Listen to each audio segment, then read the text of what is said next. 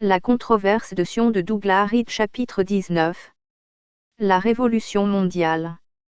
Pour avoir une suite ordonnée, ce récit a été conduit jusqu'au Sanhédrin de Napoléon. Les réponses données par ce dernier clôturèrent la troisième période de l'histoire de Sion et en ouvrirent la quatrième, qui commença par la renonciation publique à la nationalité séparée, et finit, 90 ans plus tard, par la réaffirmation publique de la nationalité séparée dans sa forme la plus extrême.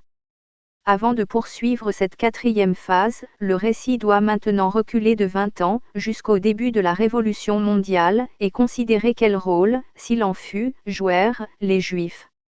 Le XXe siècle, en Occident, différa des 18 siècles précédents de l'ère chrétienne de par l'apparition de deux mouvements au but converge, qui, arrivés à la fin du siècle, dominaient toutes les affaires de l'Occident. Le premier mouvement, le sionisme, visait au rassemblement d'une nation dispersée au sein d'un territoire promis à cette dernière par le Dieu juif. Le second mouvement, le communisme, visait à la destruction de la nationalité séparée en tant que telle. Ainsi, ces deux mouvements semblaient, à première vue, opposés l'un à l'autre de manière fixe, car le premier faisait du nationalisme sa religion, et même son Dieu, et l'autre déclarait la guerre à mort au nationalisme. Cet antagonisme était seulement apparent, et en vérité les deux mouvements œuvrèrent sur des pistes parallèles, non vers une collision sur la même ligne.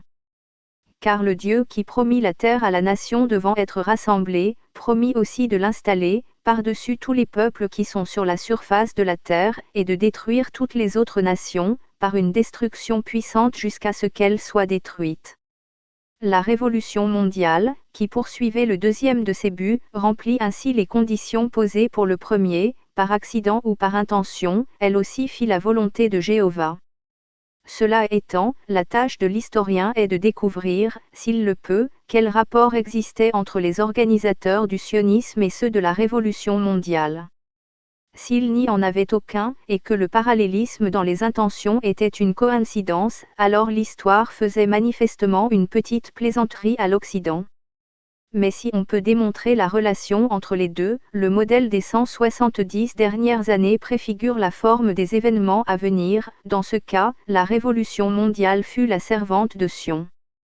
Ces 170 ans furent probablement les plus dissolus et les moins louables dans l'histoire de l'Occident.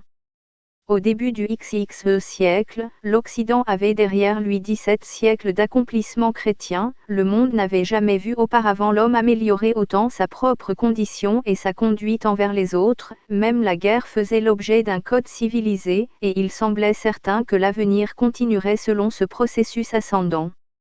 Au milieu du XXe siècle, une grande partie de cet accomplissement avait été perdue, une partie importante de l'Occident avait été livrée à la barbarie asiatique. La question de savoir si le reste de l'Occident et sa foi pouvaient ne serait-ce que survivre était clairement dans la balance et trouverait probablement une réponse au cours des dernières décennies du siècle. La période qui vit cette détérioration fut celle de la montée du pouvoir judaïste jusqu'à un sommet d'influence dans les affaires de l'Occident, sommet que pratiquement aucun potentat ou pontife, doctrine ou dogme européen n'avait jamais atteint. L'image de ce pouvoir en expansion, s'étendant sur l'Europe tel un nuage noir oriental, est illustrée dans deux citations du début et de la fin du XXe siècle. En 1791, le grand historien allemand Johann Gottfried von Hergé, contemplant les 100 dernières années qui venaient de s'écouler, écrivait « Les nations les plus primitives de l'Europe sont des esclaves volontaires de l'usure juive. Le peuple juif est et reste en Europe un peuple asiatique étranger à notre partie du monde, attaché à cette antique loi qu'il a reçue dans un climat lointain et que selon sa propre confession, il ne peut abolir. Il est indissolublement lié à une loi étrangère qui est hostile à tous les peuples étrangers. » Le lecteur de journaux de 1807, quand il apprit les aveux fervents de non-nationalité de la part du Sanhédrin, aurait probablement rejeté von Roeder comme fanatique, ou même comme antisémite, mais les années et les événements montrèrent que, comme d'autres avant lui, il n'était qu'un érudit disant la vérité. 100 ans plus tard, en 1899, un autre érudit, M. Houston Stewart Chamberlain, revint sur ce que Roeder avait écrit, et rapporta, à propos de l'usurpation grandissante et continue du pouvoir, un grand changement a eu lieu, les Juifs jouent, en Europe et partout où l'influence européenne s'étend, un rôle différent de celui qu'ils jouaient il y a 100 ans, tel que Victor Hahn l'exprime, nous vivons aujourd'hui dans une ère juive, nous pouvons penser ce que nous voulons de l'histoire passée des Juifs, leur histoire actuelle prend en réalité tant de place dans notre propre histoire que nous ne pouvons décemment refuser de les remarquer, l'élément étranger souligné par Roeder est devenu de plus en plus saillant. L'influence directe du judaïsme sur le XXe siècle apparaît pour la première fois comme une nouvelle influence dans l'histoire de la culture, cela devient ainsi l'un des sujets brûlants du jour. Ce peuple étranger est devenu précisément, au cours du XXe siècle, un constituant important de notre vie, de manière disproportionnée, et dans de nombreuses sphères véritablement dominantes. Roeder dit que les nations d'Europe plus primitives étaient des esclaves volontaires de l'usure juive. Aujourd'hui, Roeder pourrait dire la même chose de la partie de loin la plus importante de notre monde civilisé, nos gouvernements, notre loi, notre science, notre commerce, notre littérature, notre art, pratiquement toutes les branches de notre vie sont devenues les esclaves plus ou moins volontaires des Juifs, et traînent des chaînes féodales enferrées à un pied, en attendant qu'elles le soient aux deux. L'influence directe du judaïsme sur le XXe siècle devient ainsi l'un des sujets brûlants du jour. Nous avons à traiter ici d'une question affectant non seulement le présent, mais aussi l'avenir du monde. Si l'influence juive devait prendre le dessus en Europe dans la sphère intellectuelle et culturelle, nous aurions un nouvel exemple de pouvoir négatif et destructeur. Telle fut l'évolution des choses sur 100 ans, de von Roeder à Chamberlain. Les 3 dernières phrases sont un pronostic brillant, car Chamberlain n'avait pas vu les preuves que notre siècle apporta de la vérité de ce qu'il disait, à savoir, il ne vit pas cet exploit fantastique d'orchestration internationale à grande échelle, en octobre 1917, où le communisme, le destructeur de la nationalité, et le sionisme, le créateur de la nation dominante, triomphèrent au même instant. Au cours des 60 ans qui ont passé depuis les propos de Chamberlain, le processus observé par lui-même et Roeder a pris de l'ampleur et de la puissance. La question n'affecte plus simplement l'avenir du monde, elle nous accompagne chaque jour, et nous n'avons aucun présent qui ne soit pas façonné par elle, elle a déjà changé la nature du monde et de la destinée de l'homme au sein de ce dernier. Nos gouvernements, dans le demi-siècle qui s'est écoulé, sont devenus de tels esclaves volontaires de la secte dominante judaïque qu'ils sont en fait les intendants ou agents d'une nouvelle classe dirigeante internationale, et en aucun cas de vrais gouverneurs. L'Occident en est venu à ce dilemme par la pression de 2 rouleaux compresseurs, le communisme et le sionisme, la révolution mondiale destructrice des nations et la nouvelle classe dirigeante. Créatrice de nations. L'une a incité la foule, l'autre a acquis le pouvoir sur les dirigeants. Ces 2 organisateurs sont-ils les mêmes? Ce livre cherche à répondre à cette question dans les chapitres qui suivent. Ce qui est clair est que chaque étape de la ruine de l'Occident, pendant ces 170 ans, fut accompagnée par les étapes successives du « retour » en terre promise. C'est une indication d'un directorat commun qui est trop forte pour être mise de côté, à moins qu'elle ne puisse être définitivement réfutée. Pour les masses, païennes, de la chrétienté, le processus qui commença par l'apparition de la Révolution mondiale en 1789 fut surtout un processus de bruit et de fureur, ne signifiant rien, mais le chercheur perçoit que, sur un rythme majestueux, ce processus accomplit la loi et les prophètes de Jude. Le XXe siècle fut un siècle de conspiration, dont ce que nous observons au XXe siècle est le résultat. La conspiration engendra le communisme et le sionisme, et ceux-ci prirent l'avenir de l'Occident entre des tenailles. Quelles sont leurs origines? Pourquoi ont-ils germé dans l'obscurité avant de percer ensemble à la surface au XXe siècle? Avaient-ils une racine commune? La manière de répondre à la question est d'examiner les racines de chacun séparément, et de découvrir si elles se rejoignent, et le but de ce chapitre et du chapitre suivant est de suivre à la trace les racines de la Révolution mondiale. La Révolution française fut la révolution mondiale en action, non une révolution en France. Dès l'apparition de cet événement en France, aucun doute ne subsiste à cet égard. Auparavant, les gens pouvaient se permettre d'avoir des notions sur les paysans qui souffraient, incités au soulèvement soudain par des aristocrates arrogants, et ainsi de suite, mais l'étude attentive du contexte de la Révolution française dissipe de telles illusions. Elle fut le résultat d'un plan et l'œuvre d'une organisation secrète, œuvre révélée avant que cela n'arrive, ce ne fut pas simplement une explosion française provoquée par des causes françaises. Le plan la sous-tendant est le même que celui du communisme aujourd'hui, et le communisme d'aujourd'hui, qui est la révolution mondiale permanente, a hérité de l'organisation qui développa ce plan. La Révolution française de 1789 est celle qui fournit la clé du mystère. Elle forme le lien entre la Révolution anglaise de 1640 et la Révolution russe de 1917, et révèle le processus entier comme étant un processus planifié et ininterrompu qui, une fois passé par ces trois étapes, atteindra clairement son paroxysme final à un moment pas si éloigné que cela, probablement au cours de ce siècle. Cet apogée, de manière prévisible, prendra la forme d'une tentative de consommer et d'accomplir la révolution mondiale en installant un gouvernement mondial sous le contrôle de l'organisation qui guide le processus révolutionnaire depuis son origine. Cela établirait l'emprise d'une nouvelle classe dirigeante sur les nations submergées. Comme dirait le docteur K. Stein, elle déterminerait le destin du monde entier.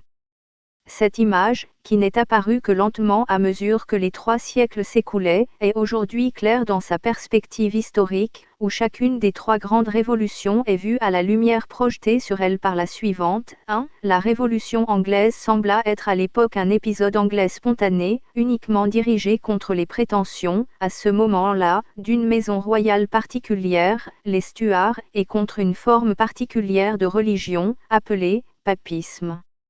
Aucun contemporain ne rêva ne serait-ce que de considérer cela comme le début d'un mouvement mondial dirigé contre toute religion et tout gouvernement légitime.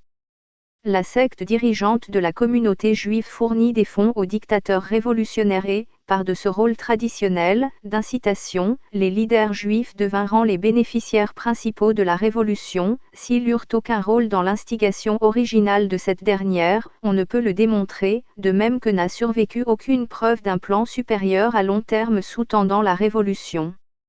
2. La nature et le cours de la Révolution française, cependant, place la Révolution anglaise sous une lumière différente. Ce ne fut pas, et même à cette époque ne sembla pas être, un épisode français interne causé par les simples conditions prévalant en France. Au contraire, elle suivit un plan pour une révolution universelle, plan découvert et rendu public quelques années auparavant, et l'organisation secrète révélée alors avait des membres dans de nombreux pays et dans toutes les classes. Par conséquent, on considéra ses actes les plus caractéristiques, le régicide et le sacrilège, quoiqu'ils répétassent ceux de la Révolution en Angleterre, non comme des actes spontanément vengeurs commis dans l'agitation du moment, mais comme des actions délibérément symboliques d'un plan et d'un but ininterrompu, la destruction de toute religion et de tout gouvernement légitime, en tout lieu. Inévitablement, cette révélation mène à la conjecture que la Révolution anglaise puisse aussi avoir été préparée par cette organisation secrète, dans le but de détruire toute nationalité. Dans la Révolution française comme dans l'anglaise, la secte judaïste en émergea comme le principal bénéficiaire. Elle utilisa l'émancipation générale des Juifs qui résulta de la Révolution comme une couverture pour son travail de conspiratrice, au cours des décennies qui suivirent. À ce jour, aucune preuve découverte n'est en mesure de démontrer l'instigation judaïste originelle. Ainsi, la Révolution française, à la différence de la Révolution anglaise, était-elle manifestement le produit d'une conspiration majeure, aux buts mondiaux et aux racines profondes.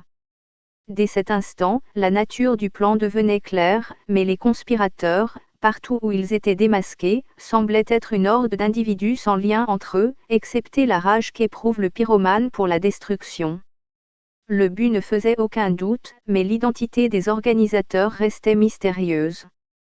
Cette scène en partie clarifiée fut dépeinte en des termes célèbres par une autorité reconnue en la matière, Lord Acton: ce qui est épouvantable dans la Révolution, ce n'est pas le tumulte, mais le dessein. Par-delà le feu et la fumée, nous percevons la preuve d'une organisation calculatrice. Les administrateurs restent soigneusement cachés et masqués, mais il n'y a aucun doute sur leur présence dès le départ. La Révolution française révéla donc un dessein derrière la Révolution, et c'était le dessein d'un but placé à une échelle mondiale. Ce qui avait semblé être quelque chose de non planifié au moment de la Révolution anglaise était maintenant visible, ou était devenu le résultat d'un plan et d'un pattern, et la conspiration était clairement d'une telle force et d'une telle ancienneté que cela avait dû lui permettre sa complicité dans la Révolution précédente. Cependant, cette deuxième révolution laissa toujours les administrateurs masqués, si bien que seule la moitié du mystère avait été résolue. Lord Acton mourut en 1902, et ne vit donc pas la troisième révolution. 3. La révolution russe, à nouveau, laissa la place à de nouvelles théories à propos des révolutions françaises et anglaises. Les actes de régicide et de sacrilège étaient une carte d'identité aussi caractéristique que les salutations du musulman sont le signe de sa foi. Par ces actes, la Révolution informa tous ceux qui voulaient l'entendre qu'elle travaillait toujours au dessein de la destruction mondiale, révélé pour la première fois par la Révolution française.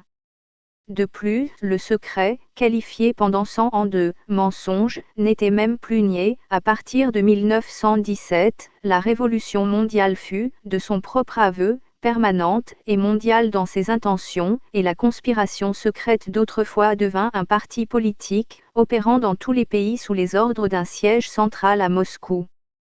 Ainsi, la Révolution russe jeta elle une lumière plus brillante sur la Révolution française, clarifiant ses contours et ses origines. Cependant, sur la question des administrateurs, soigneusement cachés et masqués, la Révolution russe jeta une lumière entièrement différente sur les deux révolutions précédentes, ou du moins elle offrit des conjectures sur leurs origines possibles, auxquelles personne n'avait beaucoup réfléchi précédemment. Les administrateurs de la Révolution russe étaient presque tous des Juifs de l'Est. À cette occasion, les actes significatifs et symboliques de régicide et de sacrilège furent commis par des Juifs, et une loi fut ordonnée, qui dans les faits interdisait complètement toute discussion du rôle joué par les Juifs, ou par la question juive, dans ces événements ou dans toute autre affaire publique. Ainsi, des questions essentielles trouvèrent une réponse, et ce qui était un grand mystère en 1789 devint clair en 1917. Le grand avantage que le chercheur d'aujourd'hui tire de la Révolution française est la preuve, fournie par elle, de l'existence d'un dessein pour une révolution mondiale, et d'une organisation qui poursuivit cette ambition destructrice. Son existence et son activité firent du XXe siècle le siècle de la grande conspiration. Une impression d'entité maléfique s'agitant dans des lieux sombres, comme les bruits auxquels s'attend un prisonnier la nuit dans son cachot, inquiétèrent les hommes et les nations. Ceci était le sentiment que la conspiration transmettait tout autour d'elle, empestant l'air environnant. Depuis l'époque de la Révolution française, les hommes savaient intuitivement qu'ils vivaient avec la conspiration parmi eux. À notre époque, qui en a subi les effets, nous pouvons au moins voir à quoi nous avons affaire, si nous regardons bien, et nous pouvons dire que c'est un démon qui nous est familier. Peut-être que le plus grand tort de Napoléon fut de distraire, par ses campagnes et exploits brillants, les pensées des hommes du danger beaucoup plus grand qui les menaçait, la Révolution mondiale et ses administrateurs secrets. Sans lui, ils auraient peut-être accordé plus d'attention à la conspiration, car ils avaient la preuve de son existence.